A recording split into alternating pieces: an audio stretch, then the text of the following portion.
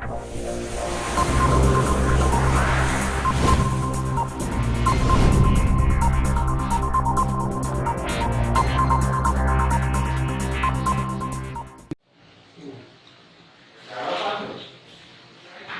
हम लोग हिंदी भाषा के परिचय में पार्ट 2 को देख रहे हैं और आज की जो सेशन है इसमें पिछले वाले क्लासों को देखते हुए आप इसको नोट्स बनाइएगा और ध्यान रखना है कि एक एक शब्द को बारीकी से सुनना है और गौर से समझना है। अगर यदि आप इस चैनल पर नए हैं तो कृपया इस चैनल को सब्सक्राइब कर लीजिएगा और इसको एक दूसरे में शेयर कीजिएगा।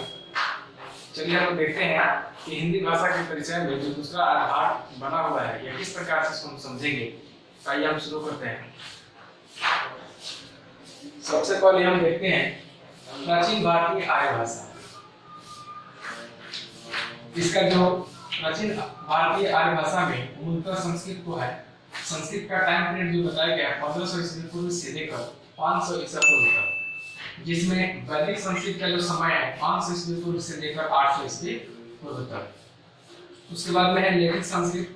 यहाँ का जो टाइम पीरियड है वो 799, एक साल जो है यहाँ पे 800 यहाँ पे है और यहाँ पे 799 है। 799 से लेकर 500 ईस्वी पूर्व तक वैदिक ग्रंथ का जो रचना है उपनिषद, वेद, ब्राह्मण ग्रंथ आदि जितने भी रचनाएं हैं वो आपको जो मिलते हैं वे इसी संस्कृत के रूप में मिलते हैं। और इसमें अलग और भी कई नाटक भी हैं संस्कृत में रचना हुई है जो कि ललित संस्कृत का ही भाग है। तो यहाँ तक था ये प्राचीन भारतीय आर्य भाषा।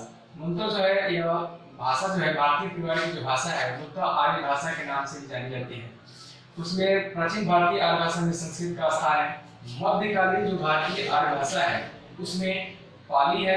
पाली को कई भाषाविदों ने प्रथम प्राकृत भाषा भी कहा है। दूसरी यहाँ पे प्राकृत या द्वितीय प्राकृत है, इसको प्राकृत कहते हैं या द्वितीय प्राकृत बोलते हैं। इसका समय जो टाइम पीरियड है 1 ईस्वी से लेकर 500 ईस्वी तक और इसका टाइम पीरियड है 500 ईस्वी से लेकर 1 ईस्वी तक। यहाँ है अभ्रंश या अवहट।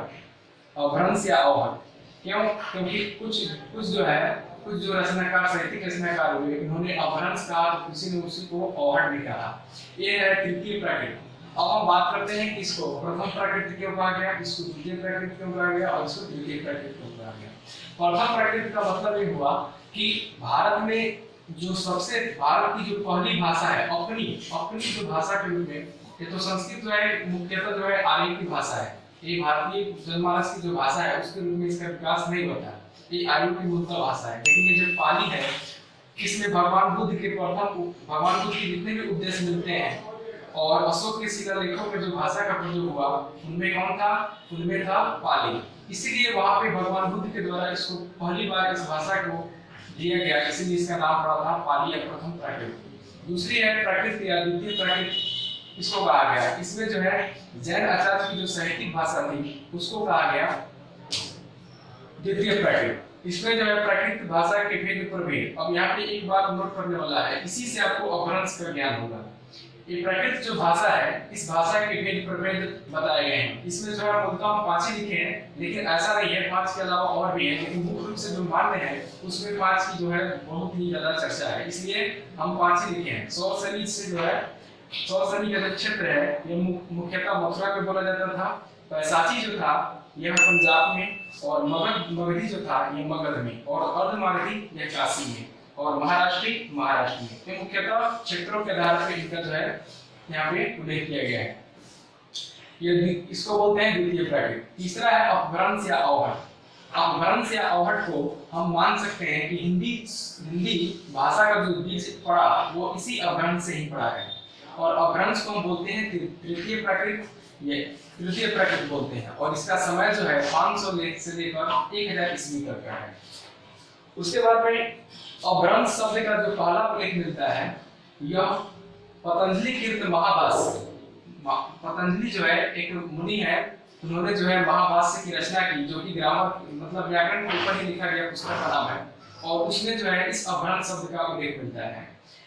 एक बात नोट करना है कि ये जो प्राकृत यहाँ पे देखे हैं प्राकृत भाषा के भेद प्रभेद, इसी से अपभ्रंश का विकास हुआ है। यानी सौरसनी जो प्राकृत है इसी से सौरसनी अपभ्रंश मिला फिर उसी से प्राकृत मगधी प्राकृत से मगधी अपभ्रंश का विकास हुआ और पुनः अर्धमगधी से अर्धमगधी अपभ्रंश का विकास हुआ। महाराष्ट्रीय प्राकृत से महाराष्ट्रीय अपभ्रंश का विकास हुआ। इस तरह से यह अपभ्रंश के विकास है और इन्हीं अपभ्रंश में से कुछ ऐसे अपभ्रंश होंगे जो कि आधुनिक भारतीय आज जो भाषा है जिसमें प्रारंभिक हिंदी, फिर मध्यकालीन हिंदी और आधुनिक हिंदी, इन तीनों के क्रम में इसी अपभ्रंश का उल्लेख किया गया है।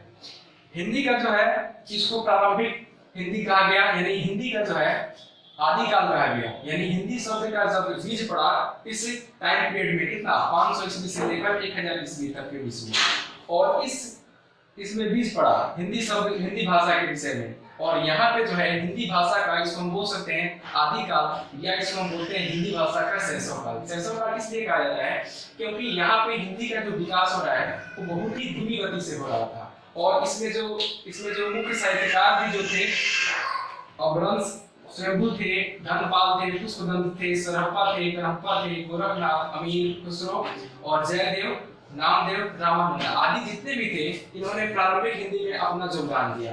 और इन सभी रचनाओं में जो विशेष रूप से देखने वाली बात है कि इसमें हिंदी शब्द का जो है शैशवकाल है। हिंदी जो है इसमें अपने विकास के बिल्कुल जो है शुरुआती अवस्था में है। और यहाँ से जब मध्यकाल हिंदी का जो टाइम पीरियड है 500 ईस्वी से लेकर 1500 ईस्वी से लेकर 1800 ईस्वी तक, यानी इसको हम बोल सकते हैं 16वीं सदी से लेकर 19वीं सदी तक, इसको हम बोल सकते हैं 11वीं सदी से लेकर 15वीं सदी 16वीं सदी तक, और इसको बोल सकते हैं 19वीं सदी से लेकर वर्तमान में अब तक। तो जो वर्तमान में अब तक जो टाइम पीरियड है यह आधुनिक हिंदी का है। इसके बाद में है यहाँ से जो है आधुनिक हिंदी के जो प्रमुख रचनाकार हैं उनमें प्रारंभ जो माना जाता है वो भारतेंदु युग से माना जाता है। भारतेंदु युग में जो है मुख्यतः जो नाम आता है भारतेंदु हरिश्चंद्र का आता है। भारतेंदु हरिश्चंद्र के नाम से इस युग का नाम पड़ा भारतेंदु युग। और इसमें राजा लक्ष्मण सिंह भी आते हैं, ये भी भारतेंदु युग के ही समय के थे। राजा शिव प्रसाद जिनको कहा गया सितारे हिंद भी इनका नाम है, एक उपनाम दिया गया है। उसके बाद में इसमें महावीर प्रसाद द्विवेदी भी हैं, हजारी प्रसाद द्विवेदी भी हैं, सुमित्रा नंदन पंत भी हैं, अंग्रेज भी हैं। इन सभी जो है आधुनिक हिंदी के प्रमुख स्तंभकार हैं।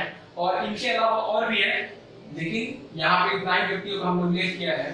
तो ये तो हो गया हिंदी भाषा के जो है एक रूप से हम देख लिए प्रारूप। अब इस पर हम थोड़ा सा विस्तार से चर्चा करते हैं जिनके बारे में गौर से सुनना है।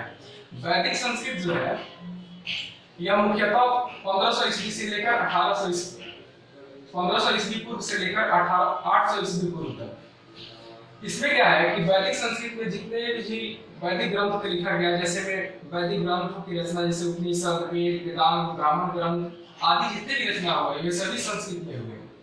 और यहाँ पे जो भाषा का मुख्य जो आधार था ये साहित्यिक रूप में वैदिक संस्कृत का उस समय प्रचलन था 1500 ईस्वी से लेकर 1800 ईस्वी पूर्व तक। उसके बाद में है लैखिक संस्कृत का जो समय है वह 799 ईस्वी से लेकर 500 ईस्वी तक। इसमें सोचने वाली बात यह है कि 1500 ईस्वी से लेकर पूर्व से लेकर 800 ईस्वी पूर्व तक का जो टाइम पीरियड है ये जनमानस में जो है संस्कृत का उतना बड़ा स्थान नहीं था। लेकिन जन भाषा में यानी लोगों के लिए एक और भाषा का इस्तेमाल किया गया, संस्कृत का ही रूप था जिसका नाम रखा गया लौकिक संस्कृत। इसका जो टाइम पीरियड बताया गया 799 ईस्वी से लेकर 500 ईस्वी पूर्व तक। इसमें जितने भी रचना हुए वे केवल वैदिक संस्कृत के नहीं है, और भी है, और इसमें रचना है जो कि लैखिक संस्कृत से जुड़ा हुआ है। इसमें नाटक भी लिखे गए, कुछ इसमें जो है काव्य भी लिखे गए जो कि लैखिक संस्कृत के काव्य थे, जो कि सरल भाषा में लिखे गए ताकि लोग इसको आसानी से समझ सके। पाली का जो प्रथम प्राकृत था इसमें भगवान बुद्ध के जो उपदेश दिए गए उनके बारे में जो उल्लेख मिलता है वो पाली या प्रथम प्राकृत में मिलता है। इसमें क्या है कि इसमें ऐसा कहा जाता है कि अशोक के समय, अशोक का जो राज्यकाल था उसमें जो शिलालेख पर जितने भी मतलब इनके बारे में लिखा गया अशोक के बारे में वे सभी जो है पाली भाषा में लिखा गया। भगवान बुद्ध के उपदेश इसी भाषा में थे, और भी इसमें कई ग्रंथ पाली में लिखे गए, लेकिन पाली का जो है मुख्य रूप से जानने वाली जो बात है वही है भगवान बुद्ध के उपदेश के बारे में और अशोक के शिलालेख की भाषा की चर्चा है। इसके बाद में जो हम लोग पढ़ते थे प्राकृत या द्वितीय प्राकृत, इसमें जो है जैन आचार्य की साहित्यिक भाषा है। यहाँ से एक शब्द नोटिस करने वाला है, यहाँ पर लिखा है प्राकृत या द्वितीय प्राकृत और यहाँ पे लिखा है प्रथम प्राकृत। पाली या पाली को हम प्रथम प्राकृत कुछ भाषाविद कहते हैं और इसको मानते हैं कि प्राकृत को ही द्वितीय प्राकृत कहा गया।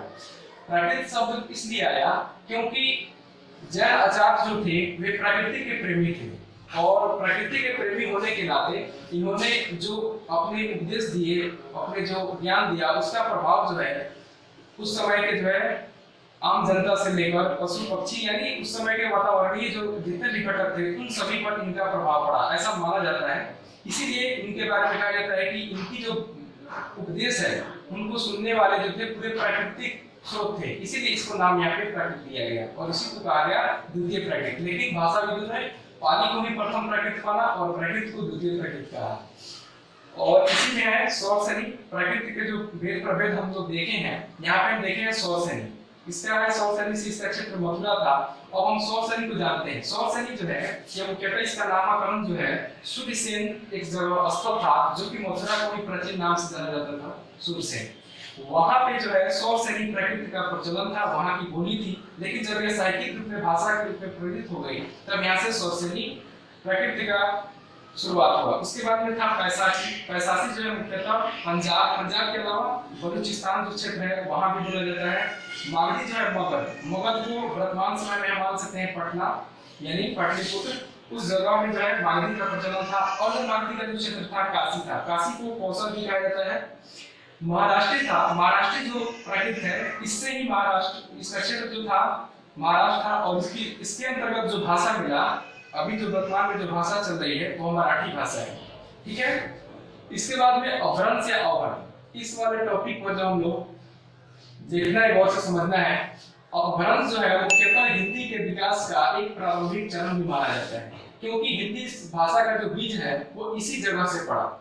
और अभ्रंश शब्द का पहला उल्लेख पतंजलि के प्रभावास में जो मिलता है वो इस बात को साबित करता है कि अभ्रंश जो है वह हिंदी का बीज शब्द है, जिसके अंतर्गत में इस प्राकृत से स्वरसनी प्राकृत से स्वरसनी अभ्रंश और मगधी प्राकृत से मगधी अभ्रंश का उल्लेख मिलता है।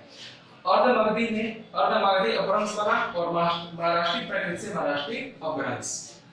प्रारंभिक हिंदी में जो है इसका साहित्यकार जो है इसमें स्वयंभू आते हैं। स्वयंभू को यहाँ पे अभ्रंश का वाल्मीकि कहा जाता है। अभ्रंश का वाल्मीकि इसलिए कहा जाता है क्योंकि इन्होंने जो है अभ्रंश में ही सर्वप्रथम जो है इन्होंने अभ्रंश के ऊपर अभ्रंश भाषा के ऊपर इन्होंने व्याकरण की भी रचना की। कई इन्होंने यहाँ पे काव्य भी किए हैं स्वयंभू। इसके अलावा धनपाल है। धनपाल उस समय जो है ये अभ्रंश पर बहुत से टीका टिप्पणी किए हैं, बहुत से टीकाकार हैं, बहुत सी चीज लिखे हुए हैं। इसके अलावा पुष्पदंत है। पुष्पदंत भी इनको अभ्रंश का जो है इनको आदि कवि भी कहा गया है। सरहप्पा जो है इसमें पांच जो शब्द लगा है ये मुख्यतः जो है बौद्ध धर्म के लिए, बौद्ध धर्म के जितने भी मतलब जो है बौद्ध भिक्षु थे जिन्होंने अपने रचनाकार किए उनमें पाल लगा हुआ है। और पाल जो है यह आदर सूचक शब्द है, उनमें पाल लगाकर ऐसा मिलता है। और उनमें थे सरहप्पा, कन्हप्पा, गोरखनाथ जो थे यह भी बौद्ध से ही रिलेटेड थे। लेकिन बौद्ध में जो है दो पंथ हुए, फिर दो पंथ निकल गए, फिर आगे पंथों में विभक्त हो गए। उसी पंथ में अपना एक अलग इनका नाम आता है गोरखनाथ। फिर है अमीर खुसरो। अमीर खुसरो को ऐसा माना जाता है कि सबसे पहला जो है खड़ी बोली हिंदी का जो पहला प्रयोग करने वाला व्यक्ति है उनमें अमीर खुसरो का नाम आता है। जयदेव जो थे वे बहुत ही प्रारंभिक हिंदी के प्रमुख रचनाकार हैं। इसके अलावा रामदेव है, रामानंद है इत्यादि हैं। मध्यकालीन में जो नाम आता है, मध्यकालीन को एक और नाम से जाना जाता है। मध्यकालीन को जो है हिंदी की कई उपभाषाओं की देन भी माना जाता है क्योंकि मध्यकालीन हिंदी का जो टाइम पीरियड है इसमें जो है कई प्रकार के इसमें रचनाकार हुए और अपने जो है विचार को कई प्रकार से उन्होंने उल्लेख किया। नोट करने वाली बात यह है कि मध्यकालीन तक जो हिंदी था उसमें हिंदी का उतना वर्चस्व नहीं था। हिंदी अभी भी मध्यकालीन हिंदी में जो है इसमें ब्रज भाषा का प्रमुखता से प्रयोग किया गया क्योंकि कबीर जो प्रयोग करते थे इनकी जो भाषा थी वो सदौकड़ी भाषा थी, सदौकड़ी। और इसमें जो है इसको कहीं कहीं पे ऐसा मिलता है कि कबीर ने जो अपने रचना काल में जो भाषा का प्रयोग किया वह सदौकड़ी था या उसको मिश्रित भाषा भी कहा जाता है क्योंकि कबीर ने अपने रचना काल में एक भाषा का प्रयोग नहीं किया, कई भाषाओं को उन्होंने मिश्रित रूप में इस्तेमाल किया है, इसलिए इनको रचना को हम बोलते हैं सदौकड़ी भाषा की रचना। इसके अलावा सूर भी है जो कि कृष्ण भक्त हुए, जयसी भी है, उसके बाद में तुलसीदास है जो कि रामचरितमानस के रचनाकार है। देव है, भूषण भी है, भूषण के द्वारा जो है रीति काव्य के प्रमुख स्तंभकार को माना जाता है। घनानंद भी है, ये रीति मुक्त कवि है। यहाँ पे रीति काव्य से जुड़ा हुआ भूषण का नाम आता है, लेकिन इनको रीति मुक्त कहा जाता है क्योंकि इनकी जो रचना है वो मुख्यतः ऐसा माना जाता है कि इन्होंने जो रचना किया उसमें इन्होंने राजा या रानियों का उल्लेख न करके एक प्रकार से मानव के जो प्रेम का जो पीड़ा है या उसकी उद्वेदना है उसको यहाँ पर उन्होंने उल्लेख किया है। इसीलिए इनको रीति मुक्त काव्य के जो कवि हैं इसके रूप में इनका नाम स्थापित है। इसके अलावा मीराबाई है जिनको मीरा के नाम से जाना जाता है। नुसरती है, कुली खान है, इसके अलावा कुतुब शाह है आदि इसमें जो है मध्यकालीन हिंदी के साहित्यकार हुए। और यहाँ पे नोटिस करने वाला बात एक और है कि मध्यकालीन जो हिंदी है इसी में कई जगह पे जो है शब्दों का यहाँ पे प्रचलन देखने को मिलेगा। जैसे फारसी के बहुत से ऐसे शब्द आए जिनमें हम लोग क का इस्तेमाल करते थे, क ये वाला, उसके बाद में ख, ग, ज और ह। इस तरह के जो हम लोग इस्तेमाल देखते हैं आज वर्तमान की हिंदी में वो मध्यकाल की ही देन है। इसके अलावा जो आधुनिक हिंदी का जो टाइम पीरियड था उसमें प्रारंभ जो माना जाता है भारतेंदु युग से। क्यों? क्योंकि भारतेंदु युग में भारतेंदु हरिश्चंद्र ने हिंदी को जो है एक खड़ी बोली के रूप में समझिए तो उसको एक अच्छे से परिष्कृत किया। और ये जो है ऐसे तो दरअसल ऐसा माना जाता है कि भारतेंदु हरिश्चंद्र जो है वे उर्दू के भी जानकार थे, लेकिन उन्होंने उर्दू के बजाय उन्होंने हिंदी को प्रमुखता से स्थान दिया। और राजा लक्ष्मण सिंह है, इसी में राजा शिव प्रसाद सितारे हिंद है। ऐसा माना जाता है कि राजा शिव प्रसाद सितारे हिंद ने है काफी जो है फारसी के शब्दों का प्रयोग किया, जिसके लिए उन्होंने क, ख, ग, ज, फ इत्यादि जो है वर्णों का इस्तेमाल किया।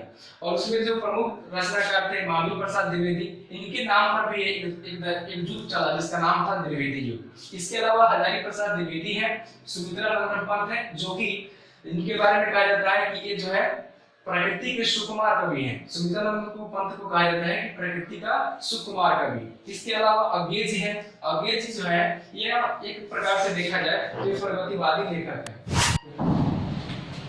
आधुनिक भारतीय आर्य भाषा का जो टाइम पीरियड है वो 1000 ईस्वी से लेकर अब तक है, जो कि हम लोग नेक्स्ट स्लाइड में देखेंगे। ये जो है स्वरसेनी अपभ्रंश है।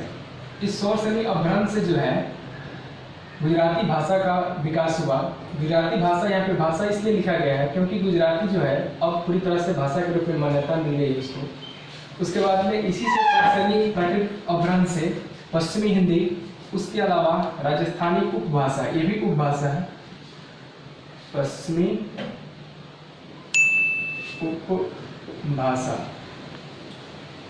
इसके अलावा पहाड़ी हिंदी ये भी उपभाषा के रूप में है। अर्धमागधी अपभ्रंश से पूर्वी हिंदी जो कि उपभाषा के रूप में है, इनका विकास जो है मध्यकाल के आसपास होगा। उसके बाद में मागधी से बिहारी उपभाषा का विकास हुआ। इसी से अर्धमागधी से ही बंगाली भाषा के रूप में अस्तित्व में आया। असम भाषा जिसको असमी भाषा भी बोलते हैं। महाराष्ट्री से मराठी भाषा और पैसाची से लहंदा भाषा जो कि कैके अपभ्रंश से निकला हुआ माना जाता है। इसको लोग भाषाविद मानते हैं। इसके अलावा पंजाबी भाषा, कैके जो है लहंदा जो भाषा है ये मुख्यतः बलूचिस्तान जो कि वर्तमान में पाकिस्तान के लाहौर क्षेत्र से संबंधित है, वहाँ की जो है पैसाची अपभ्रंश से निकला हुआ जो लहंदा भाषा है। हिंदी भाषा के विकास में जो है योगदान जो है वो मुख्यतः 3 ही अपभ्रंश को है। यह है स्वरसेनी अपभ्रंश का, दूसरा है मागधी अपभ्रंश का और तीसरा है अर्धमागधी अपभ्रंश का। मुख्य रूप से यदि हम बात करें हिंदी के विकास को लेकर तो इन्हीं 3 अपभ्रंश से हुआ है। और इनमें भी कई भाषाएं हैं जो कि हिंदी के विकास में शामिल है। उनमें है स्वरसेनी अपभ्रंश से जो भाषाएं निकली उनमें पश्चिमी हिंदी, राजस्थानी हिंदी और पहाड़ी हिंदी। मगधी अपभ्रंश से निकला बिहारी उपभाषाएं और अर्धमागधी अपभ्रंश से जो है वो पूर्वी हिंदी उपभाषाएं। अब हम एक तरफ देखते हैं कि उपभाषाएं हैं और दूसरी तरफ में उनकी बोलियां हैं। उपभाषाएं का मतलब, उपभाषा का मतलब होता है जो भाषा का जो छोटा सा रूप मिला जो कि बोली से सामान्यतः क्या था, बड़ा था, लेकिन वो भाषा से छोटा था, उसको हम बोलते थे उपभाषाएं। या हम ऐसे ही बोल सकते हैं कि भाषा का जो भेद प्रभेद है उसी में आता है उपभाषाएं। जिस तरह हम लोग बोलते हैं ना कि ग्रह को क्या बोलते हैं, उपग्रह, उसी प्रकार से भाषा का जो है एक छोटा सा रूप मान लीजिए इसको, यह उपभाषा के रूप में है। इसमें जो है पश्चिमी हिंदी जो अभी हम लोग देखे हैं यहाँ पे उपभाषा के रूप में, इसके बोलियां हैं जिनमें है खड़ी बोली, मुख्यतः आज वर्तमान की हिंदी को ले सकते हैं, ब्रजभाषा, हरियाणवी और बुंदेली और यहाँ पे कन्नौजी है जो कि पश्चिमी हिंदी से है। इसके अलावा जो है राजस्थानी हिंदी है, मारवाड़ी और हड़ौती और डुंडाती, मेवाती आदि हैं राजस्थान की जो है ये बोलियां हैं। इसके अलावा पहाड़ी हिंदी से जो निकला इसमें भी कई बोलियां हैं, पश्चिमी पहाड़ी है, गढ़वाली है, कुमाऊनी है। उसके बाद में है बिहारी। बिहारी जो भाषाएं हैं इनसे निकला हुआ है मैथिली। मैथिली के अलावा मगही और मगही से फिर आगे भोजपुरी निकला। इसके बाद में जो है पूर्वी हिंदी है, इस पूर्वी हिंदी से अवधी, अवधी का मतलब अवध क्षेत्र, अभी हम आपके क्षेत्र के बारे में भी बोलेंगे, बघेली है और छत्तीसगढ़ी। हिंदी भाषा के जो भौगोलिक स्थिति है उसमें जो बोलने वाली जो स्थान है वो है मध्य प्रदेश में पूरी तरह से हिंदी बोला जाता है, मुख्य रूप से राजस्थान, झारखंड, उत्तर प्रदेश, हिमाचल प्रदेश और बिहार, इन सभी को हिंदी भाषी प्रदेश भी कहा जाता है। यदि आपसे क्वेश्चन कहीं पूछा जाए कि हिंदी भाषी क्षेत्रों में कौन कौन से आते हैं तो वे हैं मध्य प्रदेश, राजस्थान, झारखंड, उत्तर प्रदेश, बिहार, हिमाचल प्रदेश और बिहार। इसके अलावा जब हम बात करते हैं हिंदी को लेकर तो हमसे पूछा जा सकता है कि हिंदी भाषा का जो है संवैधानिक स्वरूप क्या है। तो हिंदी भाषा का जो उल्लेख मिलता है वो आपको अनुसूची 8 में दिया गया है। दूसरी है राज्य भाषा के रूप में जो मान्यता मिला उसका उल्लेख संविधान के भाग 17 में है। यहाँ पे नोट करने वाली दो बातें हैं, संविधान में जो होता है एक अनुच्छेद, अनुसूची, दूसरा है भाग और तीसरा है अनुच्छेद। ये सभी एक संविधान के जो है नियमावली रूप से तैयार किए गए रहते हैं, उनके अलग अलग रूप हैं जिनमें से एक को कहा जाता है अनुसूची, दूसरे को कहा जाता है भाग और तीसरा है अनुच्छेद। तो राजभाषा के रूप में जो चर्चा किया गया वो संविधान के भाग 17 में चर्चा की गई है। अनुच्छेद के रूप में जो हम बात करेंगे वह 343 से लेकर 351 तक, जो कि अनुच्छेद 341 से लेकर 351 तक हिंदी भाषा के संवैधानिक स्वरूप के बारे में यहाँ पे चर्चा किया गया। उसके बाद में हम एक बार हिंदी भाषी क्षेत्रों के बारे में हम क्रम बाय क्रम देख लेते हैं। पश्चिमी हिंदी जो है इसमें जो है खड़ी बोली का जो है मुख्यतः पश्चिमी जो हिंदी है इसमें पंजाब आएगा, पंजाब के अलावा दिल्ली के क्षेत्र भी आते हैं, हरियाणा के क्षेत्र, बुंदेली, बुंदेलखंड, कन्नौज के, ये सभी क्षेत्र जो है पश्चिमी हिंदी के क्षेत्र हैं। और वहाँ से जो है खड़ी बोली के रूप में, ब्रजभाषा के रूप में हरियाणवी, बुंदेली और कन्नौजी के रूप में इन बोलियों का विकास हुआ। और इन्हीं बोलियों में जो है प्रमुख रूप से जो खड़ी बोली है जो वर्तमान की हिंदी के रूप में प्रतिष्ठित हुई। और मध्यकाल में जो ब्रजभाषा है ये मुख्य रूप से अपना वर्चस्व बनाए रखी थी। उस समय खड़ी बोली का उतना ज़्यादा महत्व नहीं था, इसी नाते एक बोलियाँ हरियाणवी भी है जो कि हरियाणा प्रदेश की है। हरियाणा में हिसार, पटियाला, इस सब आदि क्षेत्रों में इन हिंदी हरियाणवी बोली का प्रयोग किया जाता है। इसके अलावा राजस्थानी हिंदी का जो क्षेत्र था ये मारवाड़ी है, हड़ौती है और डुंडाती है, मेवाती है। राजस्थान के जो अलग अलग भाग हैं, उत्तर है, पश्चिमी भाग, पूर्वी भाग आदि क्षेत्रों में बोले जाने के कारण इनका अलग अलग नाम है, जिनमें से मारवाड़ी भी है, हड़ौती भी है, डुंडाती भी है और मेवाती भी है। पहाड़ी हिंदी में जब हम बात करते हैं तो ये पश्चिमी पहाड़ी हिंदी है। पश्चिमी पहाड़ी हिंदी में इसमें दिल्ली के भी क्षेत्र आते हैं, गढ़वाली, कुमाऊनी, गढ़वाल जो कि उत्तराखंड क्षेत्र है, कुमाऊनी है, इत्यादि बोलियां हैं। बिहारी हिंदी में जो है बिहारी उपभाषाएं में मैथिली आता है। मैथिली के अलावा मगही भी है और भोजपुरी है। मैथिली का क्षेत्र जो है ये हम देख सकते हैं, इसको दरभंगा के क्षेत्र से जोड़ा जाता है।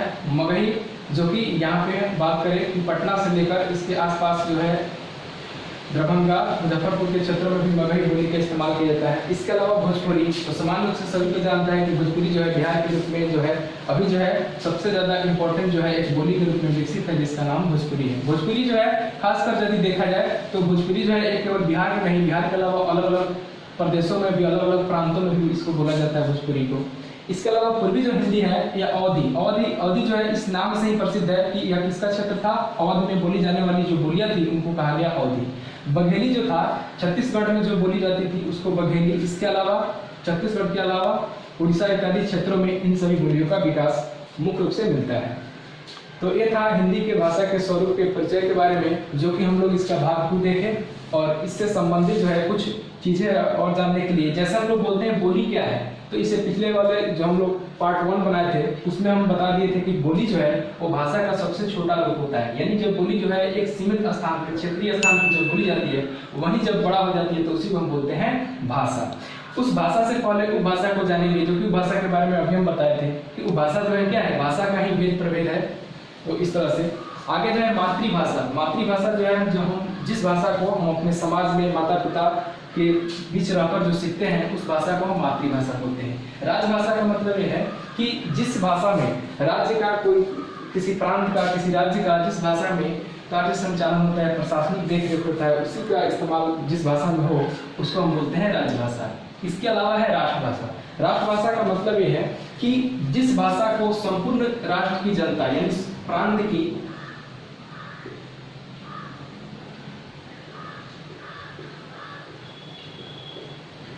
प्रांत की सभी जनता जिस भाषा में बातचीत करती है या अपने व्यक्ति को प्रदान करती है दूसरे के साथ, वही भाषा जो है राष्ट्रभाषा के रूप में मान्यता प्राप्त है। तो इस तरह से हम लोग जो है हिंदी भाषा का एक संक्षिप्त परिचय देखे, जिसमें पार्ट 1 में हमने देखा इससे पहले, और आज पार्ट 2 का जो हम लोग वीडियो बनाकर इसमें डाल रहे हैं। तो इतना के लिए आप सभी को थैंक यू वेरी मच, और इसको नोट्स बनाइएगा, अच्छे से लिखिए।